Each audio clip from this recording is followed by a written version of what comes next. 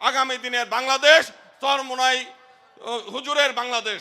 এবং আমরা চাই যে আগামী দিনে ইসলামী আন্দোলন সহ যারা বাংলাদেশের ধর্মীয় নেতৃবৃন্দ আছে তাদের মাধ্যমে এই দেশ পরিচালিত হবে।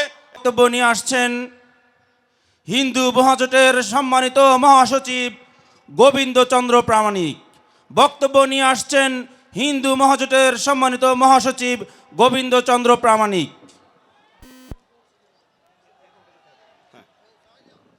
ইসলামী যুব আন্দোলনের আজকের এই মহাসমাবেশে আমি আমন্ত্রিত হয়ে নিজেকে অত্যন্ত ধন্য মনে করছি। আমরা ছোটবেলা থেকেই একটা বাক্য জানি যে কথা কাজে মিল পাই পীর সাহেব চরমোনাই। আজকে আমাদের মাঝে সেই ব্যক্তিটা আছেন। বাংলাদেশে 1947 সালে ভারত ভাগ হয়েছিল দ্বিজাতি তত্ত্বের ভিত্তিতে এবং এই ভূখণ্ড পরিচালিত হওয়ার কথা ছিল ধর্মীয়ভাবে, অথচ বাংলাদেশ স্বাধীন হওয়ার পরেও এই দেশে সবচাইতে বেশি নির্যাতিত হয়েছে আলেম ওলামারা। এবং আমরা দেখেছি যে যতগুলো হিন্দুদের বাড়ি হামলা হয়েছে, লুটপাট হয়েছে, অগ্নিসংযোগ করেছে, সবই করেছে আওয়ামী লীগ, কিন্তু দায় পড়েছে, তারা কৌশলগতভাবে দায় দিয়েছে ইসলামী ইসের উপরে।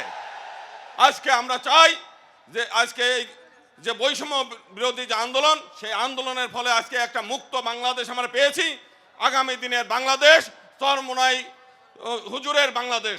এবং আমরা চাই যে আগামী দিনে ইসলামী আন্দোলন সহ যারা বাংলাদেশের ধর্মীয় নেতৃবৃন্দ আছে তাদের মাধ্যমে এই দেশ পরিচালিত হবে। এবং সেটা হলেই বাংলাদেশের যে সমস্ত মাইনরিটি সমাজ আছে তারা শান্তিপূর্ণভাবে নিরাপত্তা নিয়ে বসবাস করতে পারবে। সেটা আমরা চরমোনাই হুজুরের অতীত ইতিহাস থেকে আমরা দেখেছি, 1971 সালেও দেখেছি, পরবর্তীকালে এই 5 তারিখের ঘটনা আমরা দেখেছি যে আপনারা প্রত্যেকটি মন্দির পাহারা দিয়েছেন, গ্রামে গঞ্জে সমস্ত হিন্দু পাড়া মহল্লায় আপনারা পাহারা দিয়েছেন। সেজন্য সমগ্র হিন্দু সমাজ আপনাদের কাছে কৃতজ্ঞ। আমরা চাই আগামী দিনে আপনাদের মাধ্যমে এই দেশ পরিচালিত হবে, তবেই আমরা একটা সুখী, সমৃদ্ধিশীল এবং অসাম্প্রদায়িক বাংলাদেশ পাবো। ধন্যবাদ সবাইকে।